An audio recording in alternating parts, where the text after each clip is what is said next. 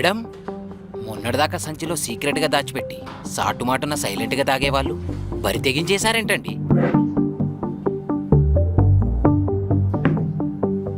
ఇందాక ఆయన పెళ్లి చూపులకు వెళ్ళొచ్చాడన్న విషయం తెలిసిన దగ్గర నుంచి మీ ఎక్స్ప్రెషన్ మారింది. ఎందుకలాగా?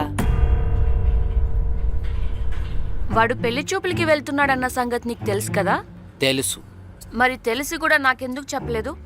మీరింత ఇంట్రెస్ట్ చూపిస్తారని తెలియక. నెక్స్ట్ టైం చెప్పు. నిన్న జరిగిన పెళ్లి చూపులకే బాగా భయపడిపోయాడు. నాకు తెలిసి ఇప్పుడు అప్పుడే వెళ్ళడు. వెళ్తే చెప్పమన్నా, సలహాలు అడగలా. ఎప్పుడు లేనిది వాడి మీద ఇంత ఇంట్రెస్ట్ ఏంటండి మీకు? ఆడు వీడు అన్నావంటే మూతిపళ్ళు రాలుతాయి. సారీ అండి, మీరింత అట్టవుతారని తెలియక.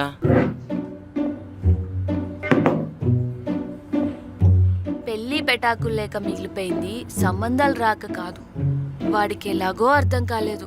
కనీసం నువ్వైనా అర్థం చేసుకోరా. ఏం అర్థం చేసుకోవాలి?